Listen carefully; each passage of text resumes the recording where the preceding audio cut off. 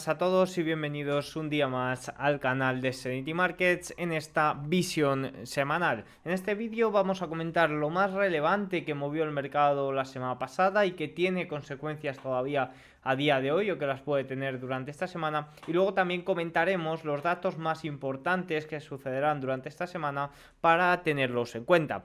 Empezamos hablando por un hecho que sucedió el jueves y que muchas casas de análisis lo analizaron o lo comentaron como capitulación en los bonos. El jueves, debido a la tensión geopolítica y debido también a la tensión que existe en los bonos del Tesoro, también comentar que las emisiones del Tesoro americano aumentarán en el año 2024, más aún con respecto a lo que lo han hecho en el año 2023. Las ventas chinas, como vamos a ver en datos de este vídeo, de bonos del Tesoro también están a unos niveles bastante grandes. De hecho, sus tenencias de bonos del Tesoro están en mínimos desde hace 16 años. Y el jueves el rendimiento del bono estadounidense a 10 años llegó a tocar el 5%, cosa que ha superado en el día de hoy, pero luego ha rebajado a la baja. Hoy estoy grabando esto el lunes 23 de octubre, que ahora también comentaremos. Pero ese toque, muchas casas de análisis, como por ejemplo Morgan, Goldman Sachs, que hablaban de vender el 5%, que también lo ha hecho Harnett, lo han considerado como capitulación, y así lo decía expresamente VS. Fijaros, VS considera que se ha alcanzado un fondo del mercado temporal en los bonos. Los bonos del Tesoro sufrieron una capitulación el jueves, lo que debería marcar el final del ciclo actual de desinversión de múltiples activos que comenzó el 1 de agosto. Nos están diciendo que la capitulación de los bonos que tenemos en pantalla, el ETF TLT, de referencia para los bonos americanos a 20 años, ha capitulado y el jueves tocó prácticamente fondo. Fijaros que en el día de hoy está rebotando, sobre todo impulsado porque Bill Ackman también, que en agosto dijo que iba corto de bonos del Tesoro americano a 30 años, ha dicho en el día de hoy que cubre esas posiciones, que es muy arriesgado con la situación económica estar cortos de los bonos en estos momentos, y dice que la economía se está deteriorando más de lo que dicen los datos. Por tanto, está esperando que los rendimientos corrijan y que los bonos tengan un ligero respiro. Incluso podría estar esperando que haya bajadas de tipos más pronto. También nos habla VS de que el primer objetivo al alza para el ETF TLT sería esta zona de los 91-92, que es esta zona marcada aquí y que sería la primera resistencia. Sin embargo, tanto además de VS, como he comentado antes, Morgan y Goldman también avisan de vender este 5%. Sí que es cierto que Harnett de Bank of America ha sido un poco más precavido y ha dicho, ojito, que puede ser buena la de vender ese 5% y que el S&P 500 no pierda el nivel de 4.200, pero ojito si se va por encima de esos niveles del 5% el rendimiento del bono americano a 10 años, y ojito si el S&P 500 pierde esos 4.200, que ahí puede haber un evento de crédito y un riesgo muy superior. Por lo tanto, el nivel 5%, tanto los bonos a 10 años como a 30 años, es muy importante. Se habla de capitulaciones en el Tesoro americano, pero ni mucho menos sería recomendable tratar de coger un cuchillo caliente. Ya nos dice VS que el primer síntoma de fortaleza sería ese 91,4. Por lo menos ver algo de recuperación, algo de posible tendencia al alza en los bonos antes de tratar de pescar un cuchillo cayendo. Más cosillas importantes durante la semana pasada que repercuten considerablemente también en esto de los bonos es la venta china de activos estadounidenses, y no solo de acciones, no solo de renta variable, sino también de bonos. China vendió bonos del Tesoro americano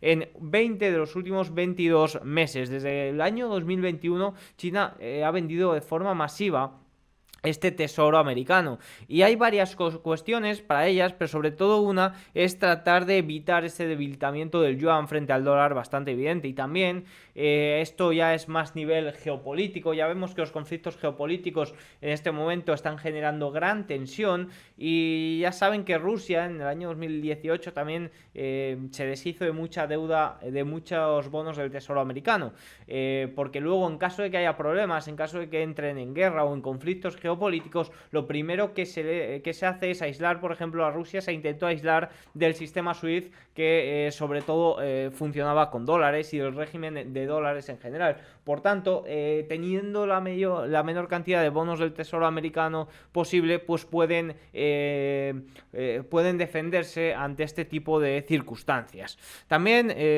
como digo, también han vendido acciones americanas. Concretamente, China está tratando de salir todo lo posible de Estados Unidos. Si continuamos, algún dato también relevante es este dato de Producto Interior Bruto de China que conocimos la semana pasada. La semana pasada apenas hubo datos importantes.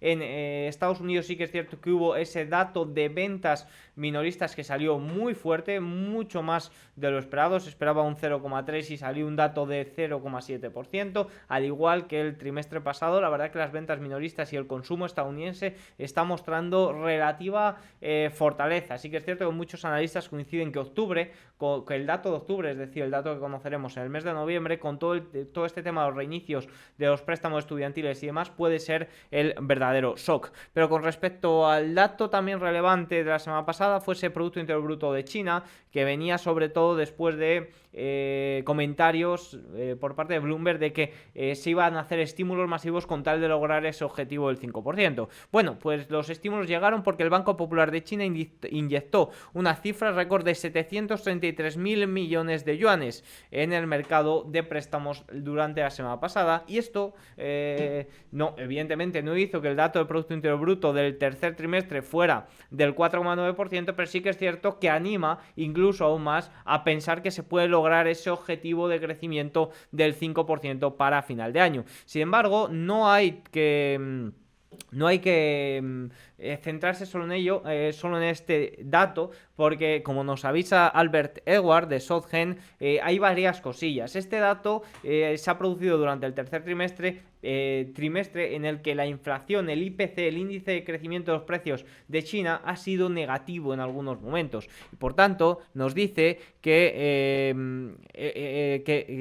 el sorprendente dato se debió a la caída del 1,4% en el deflactor del Producto Interior Bruto, que luego se sumó al débil crecimiento del PIB nominal del 3,5%. Y esto es lo que permite un dato de PIB real del 4,9%. Pero si medimos simplemente el nominal, sería un crecimiento del 3,5% inferior a ese dato. También, como cada semana, me gusta repasar datos de fondos del mercado monetario, salidas bancarias, para ver un poco cómo está la situación económica y sobre todo la situación de los bancos regionales. Fijaros cómo se ha producido la mayor salida de fondos del mercado monetario desde Lehman Brothers. La mayoría de las salidas han sido por parte de los institucionales y hay varias teorías. Una evidentemente es el pago de impuestos, que estamos en temporada de ello en Estados Unidos, y otra también es que pueda ocurrir grandes problemas. Pero bueno, al final todas grandes entradas tienen que tener salidas. Fijaros cómo las salidas no es nada comparado con las grandes entradas que hubo tanto a principios de 2023 como entradas continuadas también en marzo de este año de 2023, a principios de 2020, perdonad. Más cosillas. Todas las salidas provinieron de institucionales, y luego también en los depósitos bancarios ha habido ligeras subidas, pero sí que es cierto que donde nada cambia es en el uso del servicio del mecanismo de financiación de emergencia de la Reserva Federal, que alcanza nuevos máximos de 109.000 millones. Y ya saben que este servicio se usa para la banca regional, para evitar que la banca regional caiga en problemas. Fijaros este gráfico, que es muy relevante, que vemos como los depósitos de los pequeños bancos está continuamente cayendo y el depósito de los grandes bancos se está manteniendo pese a esas salidas masivas de marzo. Ya está recuperando niveles más normales. Y es que sí que es cierto que los problemas de los bancos regionales son muy apetecibles para los grandes bancos. Incluso es muy posible que siga habiendo absorciones. Los pequeños bancos no están solucionando muy bien sus problemas, como podemos ver usando el servicio de financiación de emergencia. Este servicio lo van a tener que volver a entregar. Este dinero lo tienen que devolver en el próximo año, en marzo del año 2024, y por tanto muchos bancos buscarán asociación y adquisiciones. Los grandes bancos tratarán de pescar pececillos. ¿Qué sucede? El problema de los pequeños bancos es sobre todo que tienen problemas con sus inversiones a rentabilidad, es decir, sus inversiones que invierten y esperan a largo plazo, a 10, 15, 20 años, a obtener esa rentabilidad firmada. ¿Qué ocurre? Que evidentemente estos bonos, por ejemplo, han perdido mucho valor, y si lo venden antes de llegar a esa rentabilidad, pierden muchísimo valor, incluso pueden no hacer frente a todos los depósitos que tienen que pagar. ¿Qué sucede? Que si tú tienes mucha deuda a vencimiento y vienen tus clientes a pedirte dinero y vendes o tienes que vender eso para poder darles el dinero, va a llegar un punto en el que eres ilíquido porque has perdido tanto valor que no puedes hacer frente a ello. Que esto también le está pasando a grandes bancos. Por ejemplo, Bank of America informaba que sus pérdidas de esta casilla de inversión en la rentabilidad eran las mayores de su historia. Pero ¿qué sucede? Que los grandes bancos tienen o más seguridad para que la gente no saque su dinero o una parte más de solvencia para poder hacer frente a todos esos clientes que quieren sacar su dinero. Entonces, si un gran banco se hace con los activos de un pequeño banco, va a poder dar liquidez, hacer frente a esas salidas de depósitos con sus depósitos y se va a quedar con esos activos a vencimiento que le van a dar una gran rentabilidad en el futuro. De ahí también que JP Morgan se beneficiara tanto de las adquisiciones, por ejemplo, de First Republic Bank. Más comentarios, el comentario de Harnett del domingo, que hay un post especial solo en la web, y lo único que quiero comentar en este vídeo es esa señal de compra que dio el indicador de Bank of America, que mostraba un extremo pesimismo, y de media esta activación da un 5,4% para las acciones estadounidenses. Esto nos dice que sí o sí va a haber un rebote. No,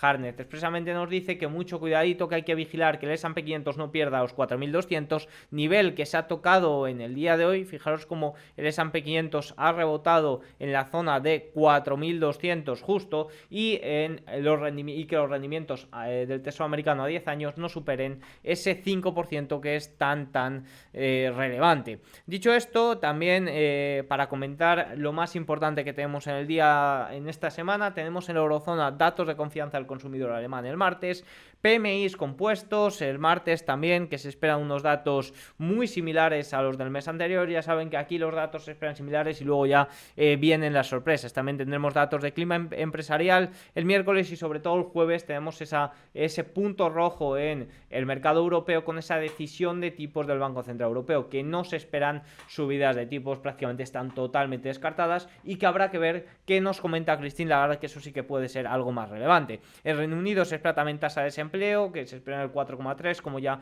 mostró la previa. También tendremos PMIs compuestos, y en Estados Unidos tendremos discurso de Powell el miércoles, bienes duraderos el jueves, y también dato de Producto Interior Bruto estadounidense el jueves, que se espera un dato sorprendente al alza del 4% respecto al 2,1% del trimestre anterior, y un 2,1 rebajado de un 2,4% que fue la primera lectura, y con una caída muy considerable del apartado de consumidor. Por supuesto, viene una temporada muy importante, o sea, viene una semana muy importante a nivel de resultados, que será comentada toda en la web de Serenity Markets, sobre todo las compañías más importantes. Para mañana, para martes, tenemos en el after Microsoft y Google. Miércoles Meta, también tenemos empresas importantes como IBM, y luego el jueves tenemos marcado en rojo en el after Amazon, Intel, también muy importante, UPS, sector logístico, previo a la apertura. Así que nada, esto es un poco lo que tenemos para esta semana, lo comentaremos y actualizaremos constantemente en Serenity Markets. Chao.